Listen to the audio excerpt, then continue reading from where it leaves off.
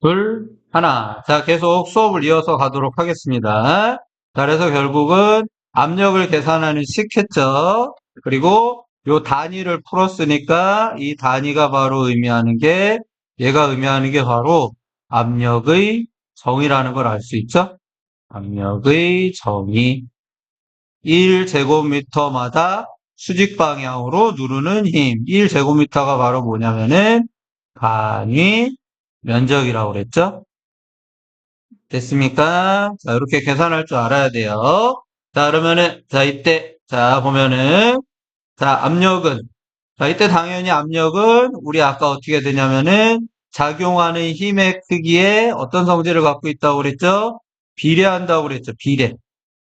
힘이 크면은 압력이 커진다고 그랬죠? 자, 그리고 면적에는 반비례한다고 그랬죠? 반비례.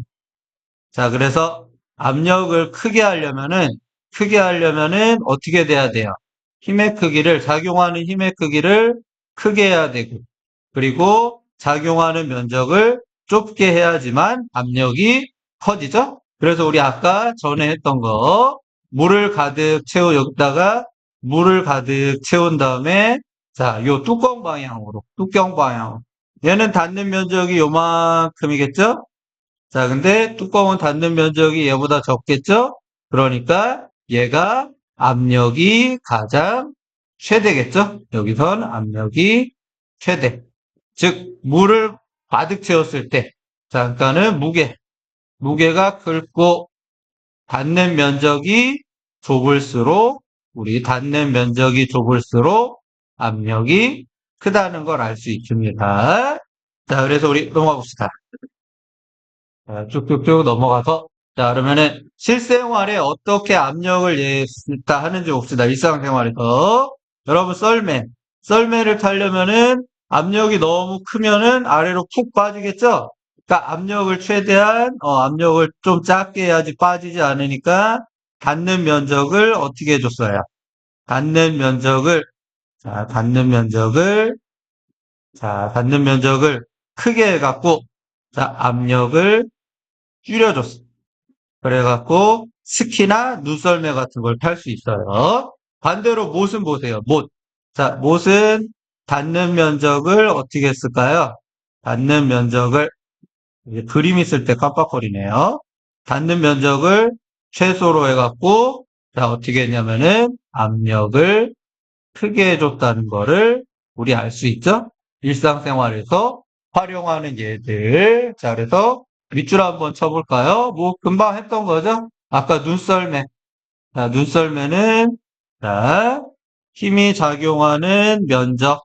요 면적이 넓어서 압력이 작다. 그리고 반대로, 못은 뾰족한 끝부분이 힘이 작용하는 면적이 좁아서 압력이 크다. 그래서 실생활의 얘들, 여러분, 주사기 같은 것도 있겠죠? 이런 거 말고, 여러분, 주사기 바늘 있죠? 주사기 바늘 같은 것도 있을 테고, 자, 그 다음에 못했고, 자, 그 다음에, 뭐냐면은 여러분, 축구화에 있는 징 있죠? 축구화에 있는 징. 자, 축구화에 뾰족뾰족하게 있는 징이 있어요, 징. 그 징이 있어갖고, 압력을, 해갖고, 순간적으로 방향을 전환해줘요. 자, 그 다음에, 못과 같이 이용되는 거는, 아까 주사기가 못 같은 거였죠? 못 같은 거. 못 같은 게 있고, 잠깐만요. 거꾸로 얘기했네요. 거꾸로. 주사기나 축구와 진 같은 거는 이렇게 닿는 면적을 적게 해서 압력을 크게 한 거고, 반대로 아까 우리 눈썰매 있죠. 눈썰매 할 때랑 또는 스키 있죠. 스키. 그 다음에 여러분 설피라고 있어요. 설피. 눈신이라고. 자, 이렇게 넓게 신는 신발이 있고, 자, 그 다음에 여러분 타이어 있죠. 타이어 같은 것도. 타이어도 단면적을 잘 조절을 한 거죠. 자, 됐나요? 넘어가 볼까요? 자, 여기까지만 하면 됩니다.